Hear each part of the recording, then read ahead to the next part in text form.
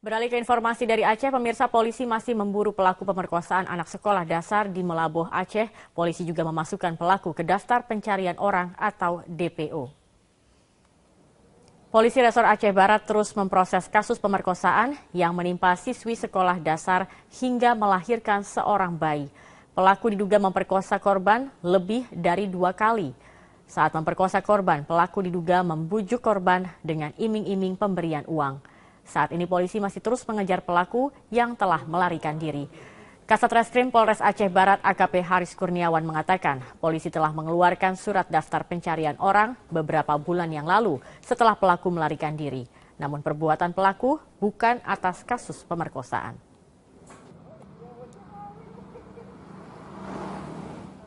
Segera melaporkan ke Polres. Adapun upaya yang kita lakukan setelah mengetahui ada berdasarkan pemeriksaan saksi mengarah ke tersangka, membuat surat perintah penangkapan, sudah kita keluarkan surat perintah penangkapan, ternyata si tersangka sudah melarikan diri. Kemudian juga kita sudah mengeluarkan DPO, pada bulan Agustus.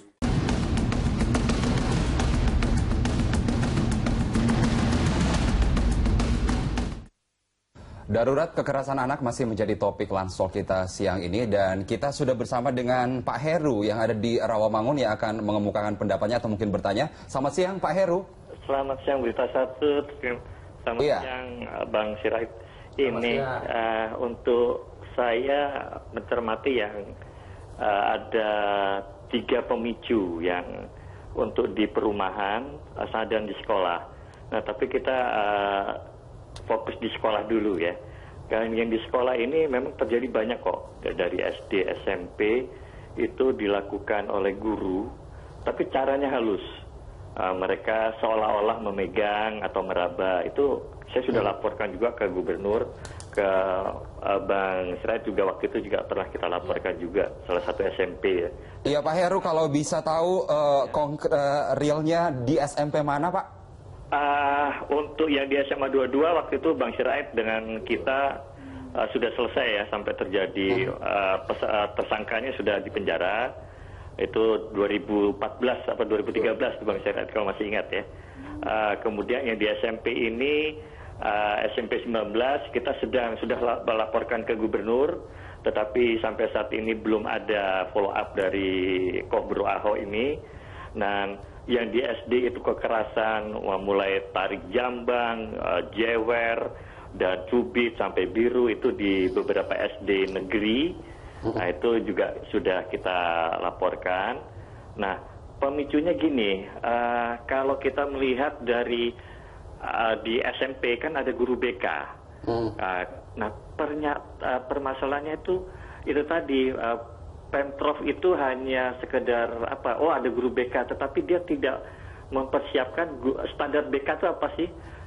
Karena BK itulah guru biasa yang kemudian diangkat, gitu, ditunjuk. Baik, Mas Heru, kami sudah menangkap maksud Anda dan kita akan membahasnya bersama narasumber di sini. Pak Aris, tadi dikatakan bahwa seakan pemerintah provinsi itu hanya menyiapkan guru BK tetapi tidak tahu inti dari apa yang harus ditangani oleh guru BK. Kemudian kekerasan terhadap anak di sekolah semakin banyak terjadi.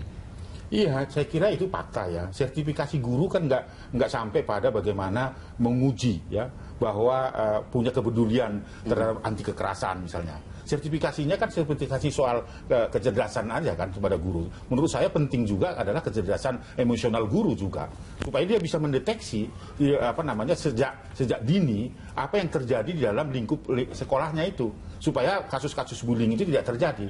Nah, DKI Jakarta itu tidak punya sertifikasi seperti itu. Dan apalagi dengan otonomi daerah sekarang ini masing-masing rekrutmen guru kan sesuka-sukanya pemimpin daerah, nggak bisa. Bisa aja pegawai camat tiba-tiba jadi guru gitu kan. Jadi kemudian pegawai kelurahan tiba-tiba jadi kepala sekolah gitu. Karena ada ya itu lagi tim sukses mungkin dan sebagainya. Ini menurut saya yang harus dievaluasi gitu. Kita juga sudah rekomendasikan kepada Menteri Pendidikan supaya ada sertifikasi paling tidak katakanlah bahwa guru tidak diuji terus-menerus psikologisnya sekali 3 bulan misalnya, ya supaya dia tidak menjadi pelaku-pelaku atau predator-predator kejahatan di lingkungan sekolah. Tapi kalau kita melihat kasus-kasus seperti ini bukan hanya di Jakarta, Indonesia ada 1.670 sekian kasus yang saat ini kekerasan terhadap anak. Masihkah kita kemudian melihat ini adalah hal yang gampangan dan tidak penting untuk ditangani oleh misalnya sekelas pemerintah Provinsi DKI Jakarta misalnya? Dan itu yang terlapor. Iya, itu yang terlapor. Saya kira angka itu kan sebenarnya sudah angka menakutkan gitu loh. Dan itu kan sebaran masalahnya sebenarnya sangat luas gitu. Hanya karena tidak dilaporkan media saja gitu kan. Tapi angka 1.670 itu kan bukan sedikit itu kan. Gitu Dari loh. angka itu Pak Aris, berapa persen yang kekerasannya itu melibatkan kekerasan seksual? Itu 58%. 58% kejahatan seksual. Saya menggunakan kata kejahatan seksual dan paling tertinggi di DKI Jakarta. Maka saya katakan bahwa DKI Jakarta itu darurat kejahatan seksual.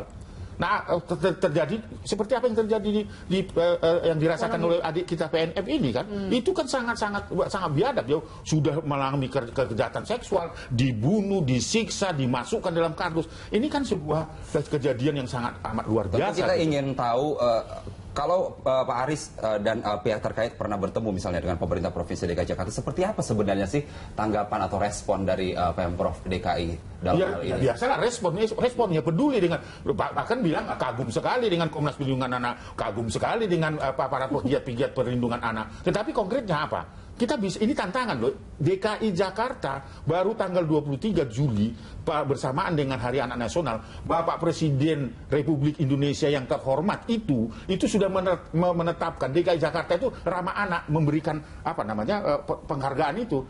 Nah, apakah ini perlu dievaluasi? Perlu dievaluasi. Karena apa, Pak? Apakah karena peringkat yang kemudian kita tahu dari Komnas Perlindungan Anak sendiri, DKI Jakarta nomor 1? Ya, karena angkanya terus kejahatan seksual yang dialami oleh anak-anak kita itu tidak pernah diselesaikan. Simbol-simbol perlawanan yang harus dilakukan oleh DKI Jakarta juga tidak muncul gitu kan. Siapa yang merespon kasus ini coba? Fenomena apa nih Mbak Anggi? Di kota besar, di Jakarta, kekerasan atau kejahatan seksual itu banyak dan marak terjadi. Iya, mungkin sebelumnya saya tertarik ya tadi untuk menambahkan sedikit mengenai peran pemerintah dalam hal ini gitu. Saya melihatnya ini masalah paradigma ya gitu. Masalah paradigma itu begini.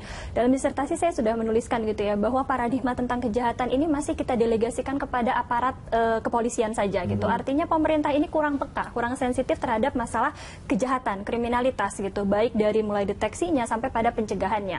Padahal kalau misalkan kita mengacu pada agen-agen yang ada di luar negeri begitu ya, ini sudah sesuatu yang sangat integratif begitu. Artinya pemerintah sudah take control ya, dia mengambil alih peran-peran Kementerian Sosial begitu ya. Betul, diambil oleh Kementerian Sosial, bahkan kita punya Kementerian PPA begitu ya, Pemberdayaan Perempuan dan Anak begitu dan dan lain sebagainya yang memang punya peran gitu dalam mengawasi anak. Berarti Anda setuju dengan pernyataan Pak Aris tadi bahwa simbol-simbol negara yang justru bekerja keras untuk perlindungan anak itu sendiri kemudian diam dan bungkam setelah adanya kekerasan terhadap anak seperti ini. Sesuai dengan tadi ya uji ilmiah yang saya lakukan itu memang belum ada begitu, peran-peran itu belum terlihat begitu. Jadi masih hanya didelegasikan pada pihak kepolisian, padahal negara punya tanggung jawab yang luar biasa besar begitu.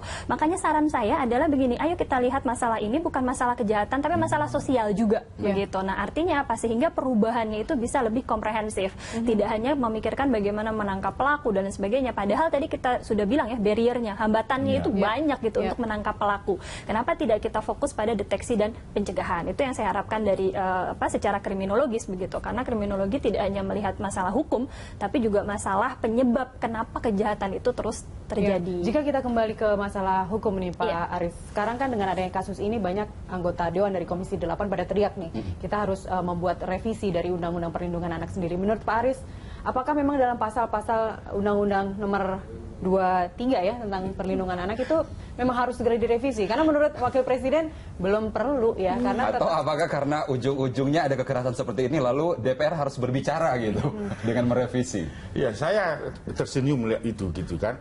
Penegakan hukum, undang-undang itu belum dijalankan dengan baik. Isi undang-undang itu cukup baik ya, cukup baik. Kalau kita runtut ya, salah satu misalnya saya bukti ingin saya sampaikan kepada publik, pasal 77. Setiap orang itu punya tanggung jawab untuk melindungi anak.